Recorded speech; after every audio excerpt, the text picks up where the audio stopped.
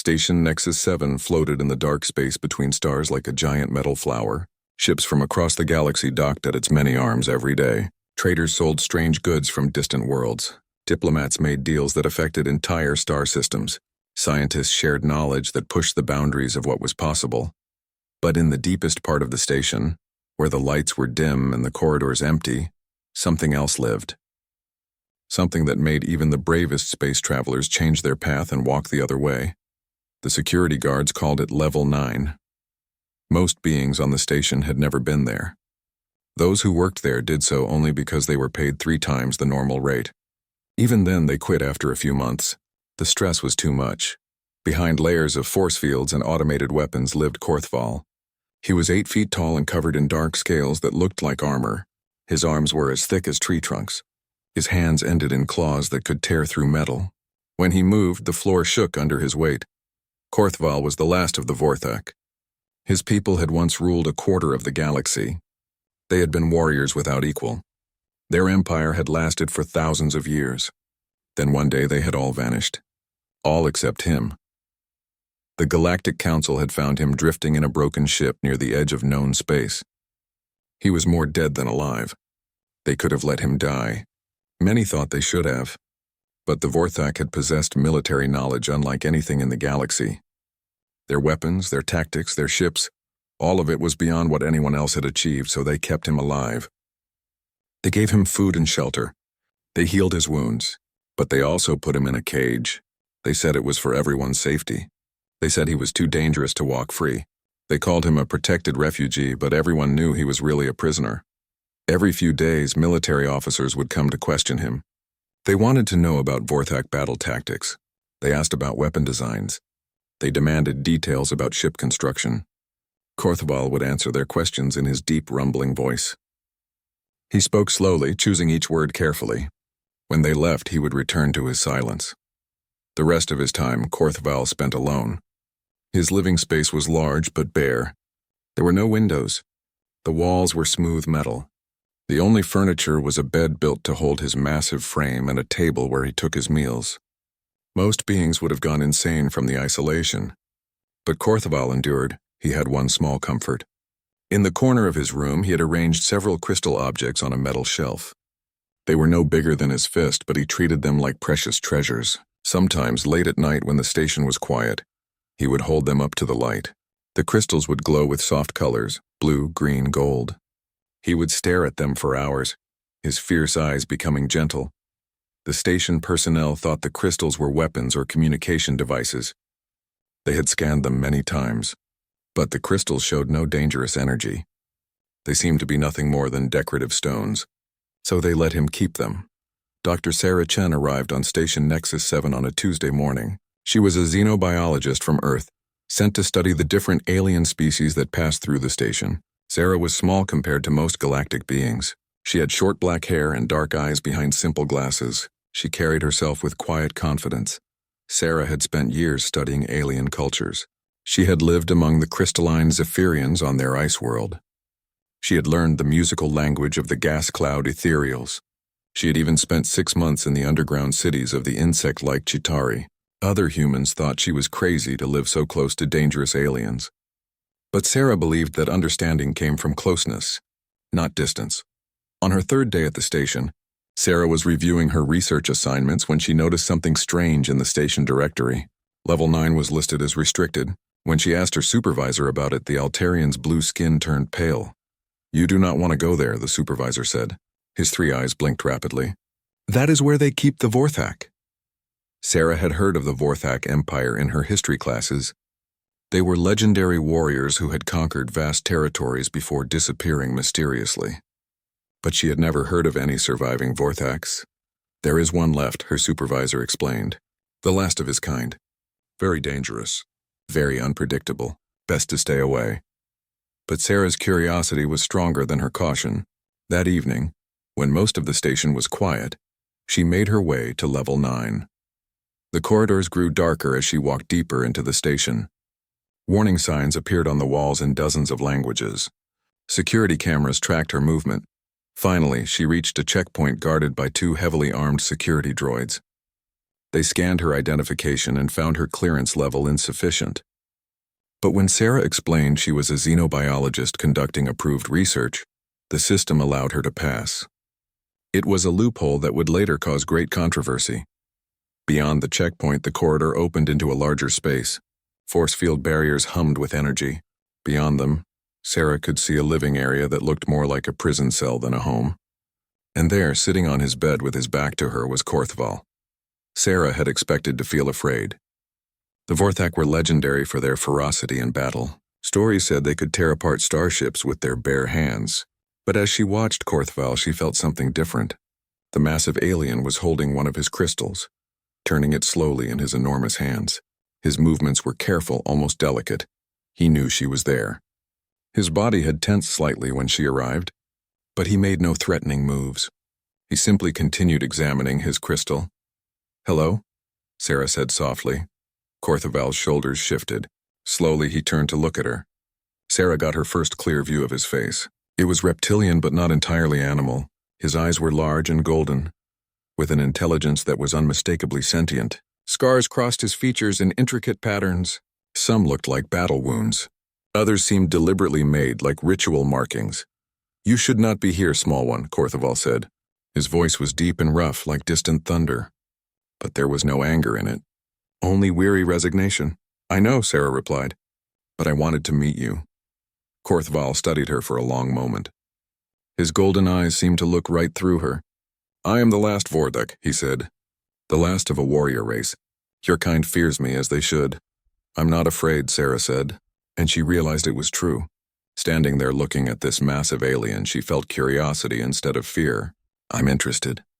For the first time in years, Korthval looked surprised. His massive head tilted slightly to one side. "Interested?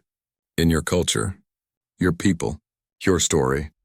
Sarah stepped closer to the force field barrier. "Everyone sees you as a weapon. But I see someone who treasures beautiful objects and handles them with care." Korthval glanced down at the crystal in his hands. When he looked back at Sarah, something had changed in his expression. "You are very small to be so brave." "Or very foolish," Sarah said with a small smile. The corner of Korthval's mouth twitched in what might have been the beginning of a smile. Perhaps both. Behind Sarah, alarms began to sound. Security personnel were rushing toward Level 9. Her unauthorized visit had been discovered. But as the guards surrounded her and prepared to escort her away, Sarah kept her eyes on Korthval. "My name is Sarah," she called out as they led her toward the exit. "I am Korthval," the massive alien replied. "Keeper of the last songs." Sarah wondered what he meant by that. As the security team escorted her back to the upper levels, she was already planning her return. The station administrator was not happy. Commander Vextar was a tall, thin Altarian with skin like blue metal. His three eyes could focus in different directions at once, which made talking to him unsettling. Right now, all three eyes were focused on Sarah with clear displeasure. "Dr. Chen," he said, his voice sharp as broken glass, "you violated multiple security protocols last night. Level 9 is restricted for good reason." Sarah sat calmly in the chair across from his desk. She had spent the night in security holding, but she wasn't sorry for what she had done. "I was conducting research, Commander. My credentials allow me to study alien cultures throughout the station." "Not that alien," Vextar snapped. "The Vorthak is dangerous, unpredictable. He could have killed you with one hand." "But he didn't," Sarah pointed out. "He was actually quite polite. We had a brief conversation." Commander Vextar's middle eye twitched. This was a sign of extreme stress in Altarians. "Dr. Chen, perhaps you do not understand the history of the Vorthak Empire. They conquered dozens of star systems. They destroyed entire fleets. They were the most feared warriors in galactic history." Sarah leaned forward. "That's exactly why I want to study him. Think about what we could learn. The Vorthak culture, their society, their way of thinking, it's all going to die with him unless someone takes the time to understand it." "Some knowledge is better lost," Vextar said coldly. "Is it?" Sarah challenged. "What if there are others of his kind still alive somewhere? What if understanding his culture could help us communicate with them peacefully instead of fighting?" The commander was quiet for a long moment. His three eyes focused on different objects around his office as he thought. Finally, he spoke. The Galactic Council has invested significant resources in keeping the Vorthak alive for military consultation. If your research could provide additional value, Sarah's heart jumped. You're considering it? I am considering a very limited research program. Heavily supervised. Any sign of danger and it stops immediately. Vextar's eyes all focused on Sarah at once. But understand this. Dr. Chen, if something goes wrong, if anyone gets hurt, you will be held fully responsible. 2 days later, Sarah found herself back on level 9. This time, she had proper authorization and a small team of security personnel watching her every move. She also had new equipment, translation devices, recording units, and a portable computer to take notes. Korthval was sitting in the same position as before, examining his crystals. When the force field barrier was lowered to allow Sarah inside, the security guards tensed. Several of them had their weapons ready. Keeper of the last songs, Sarah said, remembering his words from their first meeting. What did you mean by that? Korthval looked up at her. His golden eyes seemed to study her face. You came back. I said I would. Many beings say many things. Few keep their word. Korthval carefully placed his crystal back on the shelf. You wish to know about the songs? Sarah nodded and activated her recording equipment. If you're willing to share. Korthval was quiet for so long that Sarah thought he might not answer. Then he reached for one of his crystals. As he held it up to the light, it began to glow with a soft blue radiance. These are memory cores, he said. They contain the true history of my people. Not the history your galactic records tell, but the real story. What's in them? Songs, stories, poetry, philosophy? Korthval's voice grew softer. The soul of the Vorthak people. Sarah felt excitement building in her chest. This was exactly the kind of cultural treasure she had hoped to find. Can you show me? Korthval touched a small indentation on the crystal's surface. Suddenly the air above it shimmered. Holographic images appeared. Alien landscapes, strange buildings, and figures that looked like Korthval but smaller and more graceful. My homeworld, Korthval explained. Vorthak Prime. It was beautiful once. The images showed a world of crystal cities and floating gardens. The Vorthak people moved through their cities with grace despite their size. They created art from living light. They sang in harmonies that made the crystals resonate. This is incredible, Sarah breathed. Your people were artists, not just warriors. We were many things, Korthval said. But the galaxy only remembers us as conquerors. Why? What happened? Korthval's expression darkened. The holographic images changed, showing darkness spreading across the beautiful crystal cities. The hunger came, he said simply. The hunger? An ancient evil. A force that devours entire star systems. It found our world and began to consume it. The images showed the Vorthak people fleeing their dying planet. We had to run. We had to find new homes for our people and for others. Sarah's mind raced as she began to understand. The conquest. You weren't trying to build an empire. You were trying to save people. Yes, Korthval said quietly, but fear makes understanding difficult. When massive Vorthak ships appeared in their skies, other species saw invasion. They did not see rescue. What happened to your people? Korthval touched the crystal again. The images showed a great fleet of ships heading toward the edge of the galaxy. They went to the far rim to make a final stand against the hunger. I stayed behind to ensure the memory cores reached safety. Are they still alive? I do not know. For the first time, Korthval's voice cracked with emotion. That was 50 years ago. I have heard nothing since. Sarah felt tears forming in her eyes. This massive, terrifying alien was not a monster at all. He was a refugee carrying the last remnants of his people's culture. He had volunteered to be alone so that others might live. I'm sorry, she said softly. Korthval looked at her with surprise. You feel sympathy for me? Of course I do. You've lost everything. Your home, your people, your freedom, and you're doing it to preserve something beautiful. Korthval stared at her for a long moment. Your species is strange, Sarah Chen. Most beings fear what they do not understand, but you seek to understand what you do not fear. Maybe that's what makes us human, Sarah said. Over the following weeks, Sarah returned to level 9 every day. Each time, Korthval shared more of his people's history through the memory cores. She learned about Vorthak philosophy, which emphasized strength through unity and protection of the weak. She saw their art, which used living crystal to create sculptures that sang with light. She heard their poetry, which spoke of honor and sacrifice and the beauty of small, precious things. But most importantly, she began to understand Korthoval himself. Despite his fearsome appearance, he was gentle and thoughtful. He spoke carefully, thinking about each word before he said it. He treated the memory cores with reverence, knowing they were all that remained of his people's souls. Sarah also began to notice changes in herself. Her initial scientific curiosity was growing into something deeper. She found herself looking forward to their conversations, not just for the research value but for the company. Korthoval was intelligent and wise. He asked thoughtful questions about human culture.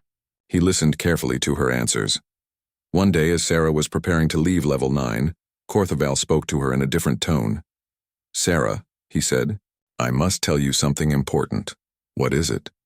Korthoval moved to a different crystal on his shelf. This one was larger than the others and glowed with a deep red light. This memory core contains information about the hunger. Warning signs, how to recognize its approach. Sarah felt a chill run down her spine. "Why are you telling me this?" "Because I have been monitoring your station's communication arrays. There are disturbances at the Galactic Rim, energy signatures that match the old records." Korthoval's golden eyes met hers. "I believe the hunger has returned. Are you sure?" "Not certain, but if I am right, your galaxy has very little time to prepare." Korthoval held out the red crystal. "This contains everything my people learned about fighting the hunger. It may be the only hope for survival." Sarah took the crystal with trembling hands. It was warm to the touch and seemed to pulse with its own heartbeat. "What do I do with this?" "Learn from it," Korthoval said. "And if the time comes, remember that the Vorthex's greatest strength was never our individual power. It was our ability to unite different peoples for a common cause." As Sarah left Level 9 that day, she carried more than just a crystal. She carried the weight of a terrible possibility, and the knowledge that the massive alien she had befriended might be the key to saving everyone she had ever known. Sarah spent 3 sleepless nights studying the red memory core. The information it contained was beyond anything she had ever seen. The Vorthak had not just fought the hunger, they had studied it, analyzed it, and learned its weaknesses. The entity was not truly alive in any way that made sense. It was something from the space between galaxies, a force of pure consumption that fed on the energy of stars and planets. It could not be reasoned with or negotiated with. It simply ate everything in its path. But the Vorthak had discovered something important. The hunger could be hurt by coordinated psychic energy from multiple species working together. Each alien race had different mental patterns, different ways of thinking. When these patterns were combined in the right way, they created a kind of interference that the hunger could not penetrate. The problem was that this had never been tried on a large scale. The Vorthak had managed small victories, saving individual worlds or fleets, but they had never been able to organize the galaxy-wide cooperation needed to drive the entity away completely. Sarah brought her findings to Commander Vextar, along with detailed sensor readings from the Galactic Rim that Korthoval had helped her interpret. The commander's 3 eyes went wide with alarm as he reviewed the data. "This cannot be correct," he said. "These energy readings, they suggest something the size of a small moon approaching our galaxy." "It's worse than that," Sarah said. "According to the Vorthak records, the hunger grows as it feeds. By the time it reaches the core systems, it could be the size of a planet." Vexitar was quiet for a long time. When he spoke again, his voice was barely above a whisper. "How long do we have?" "Based on its current speed and trajectory, maybe 6 months before it reaches the outer colonies. A year before it gets to the major populated systems." "And you believe the Vorthak's information is accurate?" Sarah nodded. "I've spent weeks studying their records. They're incredibly detailed and consistent. This entity destroyed their homeworld and drove them to the rim of the galaxy. They know what they're talking about." Within hours, emergency sessions were being called across the galactic government. Representatives from hundreds of worlds gathered to discuss the threat. Sarah found herself in the strange position of being an expert on galactic survival, even though she was just a xenobiologist from a relatively minor planet. The response was immediate and predictable: panic. Some representatives refused to believe the threat was real. Others wanted to retreat to the galactic core and hoped the entity would lose interest. A few suggested trying to negotiate with it. Most simply argued about whose responsibility it was to deal with the problem. This is exactly what the Vorthak faced, Sarah told the assembly. Instead of working together, everyone focused on protecting their own interests. That's why the hunger was able to pick them off one system at a time. Easy words from a human, snapped Ambassador Krextor from the hegemony. Your species has been in space for barely 2 centuries. You know nothing of galactic politics. Maybe that's an advantage, Sarah replied. We don't have thousands of years of prejudice clouding our judgment. The arguments continued for days. Meanwhile, long-range sensors confirmed that outer monitoring stations were going silent in a pattern that matched the hunger's approach. The entity was not just coming, it was accelerating. Finally, a small group of representatives approached Sarah privately. They were from some of the galaxy's most advanced civilizations, the crystalline ethereals, the machine intelligence of the construct, the hive mind collective, and others. We believe your warnings, said the ethereal representative, her voice like wind chimes. Our own ancient records contain references to a great devourer from the void. But the solution you propose, this psychic network, it has never been attempted on such a scale. The Vorthak came close, Sarah said. According to their records, they managed to coordinate 17 different species in their final battle. It worked, but only temporarily. They needed more. How many more? Asked the construct representative, its mechanical voice flat and precise. Sarah consulted her notes. At least 50 species, possibly more, and it would require unprecedented trust and cooperation. Each species would need to open their minds completely to the others. The representatives exchanged glances. For most galactic civilizations, sharing mental space with other species was unthinkable. It went against every instinct for self-preservation. There may be another problem, the collective representative said. Its multiple voices spoke in harmony. The coordination would require anchor points, individuals who could maintain the psychic connection across all species. Based on the Vorthak records, these anchors would need to have perfect trust in each other. What kind of perfect trust? Sarah asked. The kind that allows 2 minds to merge completely without fear of loss of self. The kind of trust that transcends species barriers entirely. Sarah felt a strange certainty building in her chest. The kind of trust between friends. Precisely. But such friendships across species lines are extremely rare. Most beings cannot overcome their basic survival instincts enough to truly trust an alien mind. Sarah thought of her friendship with Korthval. Over the weeks of their meetings, she had come to trust the massive alien completely. She knew he would never hurt her, despite being physically capable of tearing her apart. More than that, she had come to understand how he thought, how he felt, how he saw the world. What if we already have anchor points? She asked. The representatives looked confused. The ethereal spoke first. What do you mean? Korthval and I, Sarah said. We've developed exactly the kind of trust you're describing. We understand each other across species lines. We could serve as the primary anchors for the psychic network. The construct representative's optical sensors focused on Sarah. You would be willing to merge your mind completely with an alien consciousness? To risk losing your individual identity? To save the galaxy? Yes. And you believe the Vorthak would agree to this? Sarah smiled. I know he would. He's been carrying the burden of his people's knowledge alone for 50 years. He won't hesitate to share that burden if it means saving others. The representatives agreed to present the proposal to their governments. But Sarah knew that convincing political leaders would be much harder than convincing scientists and military advisors. Fear and prejudice ran deep in galactic politics. She was right. The proposal was met with horror from most quarters. The idea of linking minds with other species was bad enough. The idea of letting a human and a Vorthak serve as the central anchor points was unthinkable. The Vorthak are destroyers, declared Ambassador Krextor. To give one control over a galaxy-wide psychic network is madness.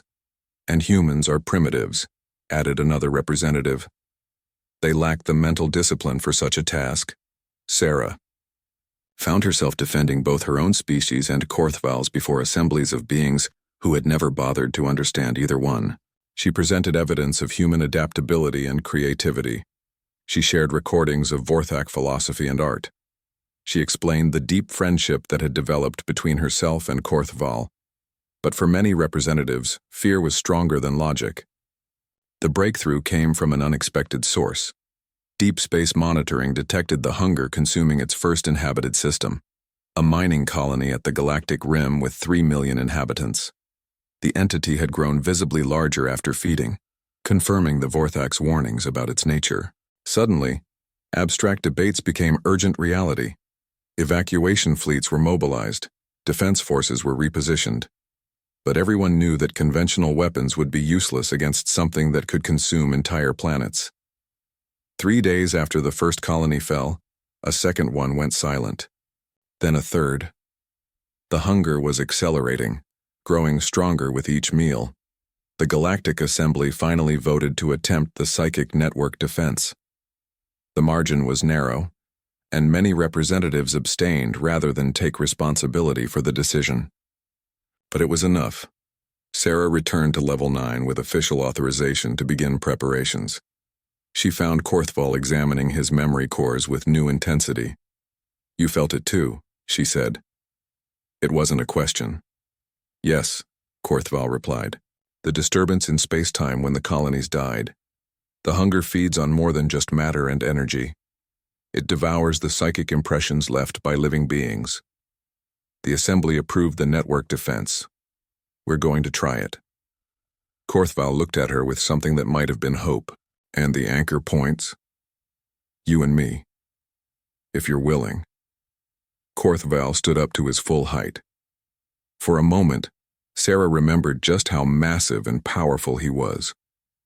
Then he knelt down so they were at eye level, and she saw only her friend. "Sarah Chen of Earth," he said formally. "I place my trust in you completely. Will you do the same for me?" "I already have," Sarah replied.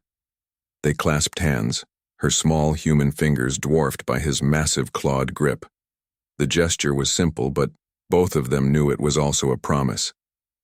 They would face the coming darkness together, their minds linked across the vast gulf between species. As they began preparations for the most ambitious psychic undertaking in galactic history, neither of them noticed the small change in the memory cores around them. The crystals were glowing slightly brighter, as if responding to the bond being formed between human and Vorthak. In the depths of space, the hunger continued its approach, leaving empty systems in its wake. But for the first time in eons, it was moving. The transformation of Station Nexus 7 began immediately. Engineers from dozens of species worked around the clock to install psychic amplification equipment throughout the station's structure. The massive trading hub was being converted into the largest psychic resonance array ever constructed. Sarah and Korthval found themselves at the center of a storm of activity. Psychic specialists from every major civilization came to study their unusual friendship. Many were skeptical that a human and Vorthak could truly form the kind of mental bond needed to anchor the network. Dr. Zeflin, the galaxy's leading expert on interspecies psychic phenomena, was particularly doubtful. The crystalline being's faceted form reflected light in patterns that showed her emotional state. Right now, those patterns indicated deep concern. "The mental structures are too different," she explained to Sarah and Korthval. "Human thoughts are chaotic, emotional, unpredictable. Vorthak minds are ordered, disciplined, hierarchical. They should not be able to merge without causing psychological damage to both parties." "But we've already been sharing thoughts through the memory cores," Sarah pointed out. "When Korthval shows me the recordings, I can feel his emotions, his memories. It's like experiencing them myself." "Simple empathy," Dr. Zeflin dismissed. "What you're proposing requires complete mental fusion. Your consciousness would need to become one entity, while maintaining two distinct identities. The chances of success are minimal." Korthval leaned forward. "Doctor, may I ask about your own species' approach to psychic joining?" "Crystalline beings share consciousness naturally within our family units. But we evolved for this purpose. Our minds have compatible structures. And if a crystalline attempted to join with a being of different mental structure?" Dr. Zeflin's light patterns shifted to show uncertainty. "It has never been attempted. The risk would be too great. Yet you ask us to do exactly that, Korthval observed. Perhaps the difference is not in our mental structures, but in our willingness to trust completely. While the specialists debated theory, the practical preparations continued. Representatives from 47 species had agreed to participate in the psychic network. Each group brought their own equipment and their own concerns. The collective, a hive mind species, worried about maintaining individual identity within the larger network. The ethereals, beings of pure thought, feared contamination from more emotional species. The machine intelligences of the construct questioned whether artificial minds could even participate in a biological psychic field. Sarah found herself serving as a diplomat as much as a scientist. Her weeks of studying different alien cultures proved invaluable as she helped resolve conflicts and misunderstandings between species that had never worked together before. The key is remembering our goal, she told a meeting of psychic coordinators. We're not trying to become the same. We're trying to work together while remaining different. That diversity is our strength, not our weakness. But even as the network preparations advanced, the hunger continued its approach. More colonies fell silent every day. Long-range sensors showed the entity had grown to the size of a small planet. Worse, it was beginning to affect space itself around its path. Stars flickered and dimmed as it passed. Entire solar systems seemed to age decades in hours. The evacuation of the outer rim became a desperate race against time. Refugee fleets streamed toward the galactic core, carrying billions of beings from threatened worlds. Station Nexus 7 became a critical waypoint, processing endless streams of frightened evacuees. Sarah watched the refugee ships dock and felt the weight of responsibility crushing down on her. All these lives depended on a plan that had never been tested, anchored by a friendship that experts said was impossible. 3 weeks before the hunger was projected to reach the core systems, the psychic network had its first test. Representatives from all participating species gathered in the modified central chamber of Station Nexus 7. The room had been transformed into a complex array of crystalline amplifiers, neural interfaces, and quantum resonance fields. Sarah and Korthval took their positions at the center of the array. Around them, the other species arranged themselves according to their psychic compatibility profiles. The ethereals floated in the upper sections, their gaseous forms contained in transparent spheres. The crystalline beings formed geometric patterns that enhanced their natural resonance. The machine intelligences connected through hardwired interfaces. Remember, Dr. Zeflin announced, this is only a preliminary test. We will attempt basic connection for no more than 60 seconds. If anyone experiences discomfort or disorientation, break contact immediately. Sarah looked at Korthval. The massive alien had never looked more determined. Ready? She asked. Ready, he confirmed. They joined hands and opened their minds to each other. The sensation was unlike anything Sarah had ever experienced. Her consciousness expanded beyond the boundaries of her own skull. She could feel Korthval's thoughts joining with hers, his memories, his emotions, his deep love for his lost people. But instead of losing herself in his alien mindset, Sarah found that their differences made the connection stronger. Where her thoughts were quick and intuitive, his were steady and methodical. Where she felt with explosive emotion, he processed with calm wisdom. Together they became something greater than either could be alone. Around them, the other species began to join the network. Each new connection added another layer to the growing consciousness. The ethereals brought pure logic and vast computational power. The crystalline beings added harmonic resonance that amplified the entire field. The collective contributed their experience with shared consciousness. For 60 seconds, 47 species shared a single unified awareness while maintaining their individual identities. It was the most beautiful thing Sarah had ever experienced, a symphony of minds working in perfect harmony. Then the test ended, and everyone returned to their separate consciousness. But the memory remained, proof that the impossible was actually achievable. Incredible, Dr. Zeflin whispered, her light patterns showing amazement. The resonance patterns were perfectly stable. How did you maintain such coherence across so many different mental structures? Sarah and Korthval exchanged glances. They both knew the answer, but it was difficult to explain to beings who had never experienced true interspecies friendship. Trust, Korthval said simply. When beings trust each other completely, differences become strengths instead of obstacles.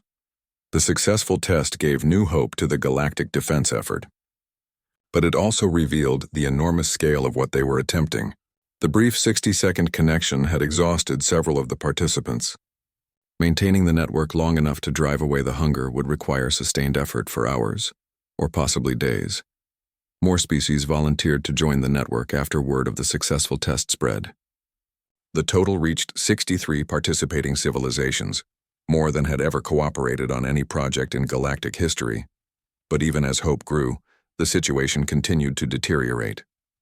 The hunger had consumed nearly a quarter of the galaxy's outer rim. Its approach was causing gravitational distortions that affected hyperspace travel. Soon, evacuation would become impossible, trapping billions of beings in its path. The final test came sooner than expected. Long-range sensors detected the hunger changing course, heading directly for Station Nexus 7. The entity had somehow sensed the psychic activity and was moving to eliminate the threat before it could fully organize. "We have perhaps 6 days," Commander Vextar announced grimly. "The entity will reach this station whether we're ready or not." Sarah felt fear clawing at her chest. 6 days was not enough time for the final preparations they had planned. The network would have to operate at partial readiness, with untested coordination protocols and several species still arriving. "We'll make it work," she told Korthaval as they reviewed the desperate timeline. "We have to." "Yes," her friend agreed. "The alternative is unacceptable." Around them, Station Nexus 7 bustled with frantic activity. Engineers made last-minute adjustments to the psychic amplifiers. Military forces prepared defensive positions that everyone knew would be useless against the hunger. Civilian evacuees were moved to the safest areas of the station. But in the quiet moments between preparations, Sarah found herself thinking about the journey that had brought her to this point. A few months ago, she had been a simple xenobiologist studying alien cultures. Now she was preparing to merge her mind with an alien warrior to save the galaxy. The irony was not lost on her. The galactic civilization that had spent centuries fearing the Vorthak was now depending on the last of their kind for salvation. And the primitive humans that many species looked down upon were serving as the bridge that made interspecies cooperation possible. "Do you think we can do it?" she asked Korthval during one of their final planning sessions. The massive alien was quiet for a moment, studying his memory cores one last time. "I know that my people faced this same choice 50 years ago. They chose to sacrifice themselves for others, even though those others feared and misunderstood them. And now their sacrifice will either be vindicated or forgot." The hunger arrived ahead of schedule. Long-range sensors went dead one by one as the entity's presence warped space itself around Station Nexus 7. Through the viewports, the stars began to fade as if something enormous was passing between them and the station. Sarah stood in the central chamber of the converted psychic array, surrounded by representatives from 63 species. Each group had positioned themselves according to carefully calculated resonance patterns. The chamber hummed with energy from dozens of different types of psychic amplification equipment. Korthval took his place beside her at the center of the array. The massive Vorthak warrior had never looked more imposing, but Sarah could see the gentleness in his golden eyes. After months of friendship, she knew him better than she had ever known any being, human or alien. "All stations report ready," announced Dr. Zeflin from her coordination post. The crystalline being's faceted form was glowing with nervous energy. "Psychic resonance at optimal levels. Network initialization can begin at your command." Through the station's communication system, Commander Vextar's voice reached them from the command center. "Visual contact with the entity confirmed. It's larger than we calculated. At least the size of a planet, possibly bigger. Estimated time to contact 47 minutes. Sarah felt her mouth go dry. Everything they had planned, everything they had practiced came down to the next hour. Success would save the galaxy. Failure would mean the end of everything they had ever known. "Are you ready?" she asked Korthval. "I have been ready for 50 years, he replied. "The question is whether the galaxy is ready for us." Sarah smiled despite her fear. Even facing cosmic annihilation, her friend could make her laugh. "Let's find out." They joined hands and opened their minds to each other. The familiar sensation of their consciousness merging was comforting in the face of such overwhelming danger. Sarah felt Korthaval's steady strength joining with her quick adaptability. Together, they formed the anchor point around which the entire network would be built. One by one, the other species joined the growing psychic field. The ethereals added their pure thought patterns. The crystalline beings contributed harmonic resonance. The collective brought their experience with shared consciousness. Each new connection made the network stronger and more complex. But this was different from their practice sessions. This time they weren't just linking minds. They were preparing for war against an entity that had destroyed entire civilizations. The mental strain was enormous, and several participants dropped out within the first few minutes.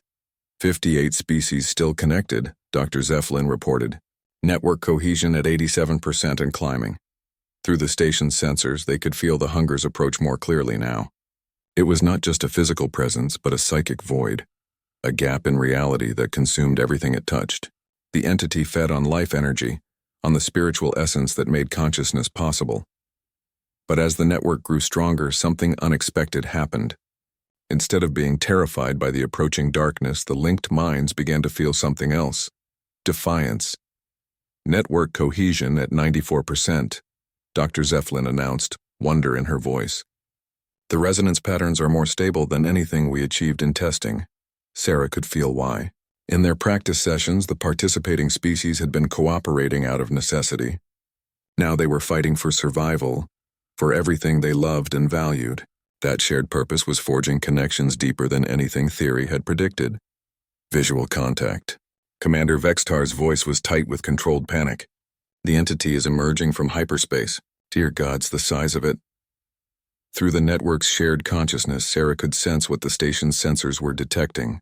The hunger was massive beyond comprehension. A sphere of absolute darkness that made planets look like pebbles. As it approached, space itself seemed to curl and twist around its presence. Network cohesion at 98%, Dr. Zeflin reported. All systems optimal. The entity will be in weapons range in 12 minutes. Of course, the station had no weapons that could affect something like the hunger. Their only defense was the untested psychic network and the hope that cooperation across species lines would create something the entity had never encountered before. Initiating defensive resonance, Sarah announced to the network. Through their shared connection, she felt the agreement of 68 minds working as one. The psychic field began to extend beyond the station, reaching out into space toward the approaching entity. It was invisible to normal sensors, but every psychically sensitive being in the network could feel it growing. Barrier of pure conscious will backed by the combined determination of dozens of species. The hunger's response was immediate and violent. The entity's approach accelerated, and waves of consuming darkness lashed out at the psychic barrier. Where the darkness touched the field, Sarah felt pain beyond description, the sensation of existence itself being devoured. But the barrier held. More than that, it pushed back. Impossible, Dr. Zeflin gasped. The entity is slowing down. The psychic field is actually affecting it. Through her connection with Korthval, Sarah accessed the Vorthak memory cores. The knowledge of his people flowed through the network, teaching the other species how to focus their mental energy into weapons that could hurt something that existed beyond normal reality. The battle was unlike anything ever recorded in galactic history. It was fought not with ships and energy weapons, but with pure will and determination. The hunger pressed forward with the weight of cosmic emptiness behind it. The psychic network pushed back with the combined life force of 68 civilizations. For a time, the two forces seemed evenly matched. The entity could not advance, but neither could the network drive it away completely. The strain on the participants was enormous. Several more species dropped out of the connection, exhausted beyond their limits. Network cohesion dropping to 89%, Dr. Zeflin reported. If we lose much more participation, the barrier will collapse. Sarah felt desperation growing in her chest. They were so close, but close might not be enough. The hunger was patient. It could wait for them to exhaust themselves and then continue its consumption of the galaxy. That was when she felt something new through her connection with Korthval. The memory cores around them were beginning to resonate with the psychic field. The crystals that contained the last remnants of Vorthak culture were adding their own energy to the network. But it was more than just energy. As the cores activated, Sarah began to hear something impossible. The voices of the dead Vorthak, adding their strength to the living network. The ancestors join us, Korthval whispered, wonder in his voice. The memory cores contain more than just recordings. They hold the actual psychic impressions of my people. Through the network, the other participants felt it too. The Vorthak who had died 50 years ago in their final battle against the hunger were somehow still fighting. Their consciousness preserved in the crystal memory cores. Their knowledge, their determination, their sacrifice, all of it was flowing into the psychic barrier. The effect was dramatic. Network cohesion jumped to levels beyond anything they had thought possible. The psychic barrier blazed with new intensity, pushing the hunger back for the first time in eons. The entity's response was furious. It lashed out with tendrils of consuming darkness, trying to break through the barrier at its weakest points. But the network adapted, flowing around the attacks like water around stones. Sarah felt her consciousness expanding beyond anything she had ever imagined. She was simultaneously herself, Korthval, the ancient Vorthak voices, and 68 different species all working in perfect harmony. The sensation should have been overwhelming, but instead it felt like coming home. Through their shared awareness, she understood something that no single species had ever grasped. The universe was not meant to be empty. Life, consciousness, love, friendship, these were not accidents or temporary anomalies.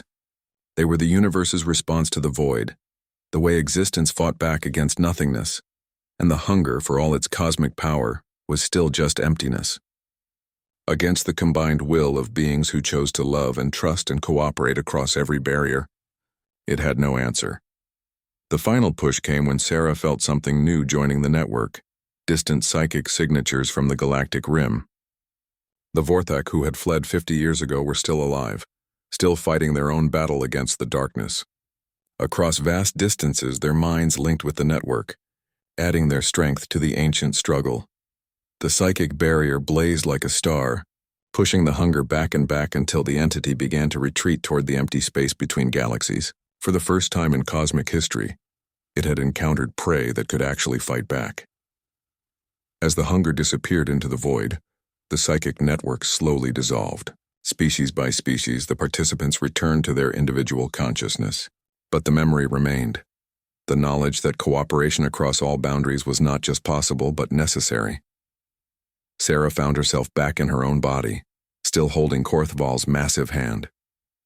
Around them, representatives from 68 species looked at each other with new understanding.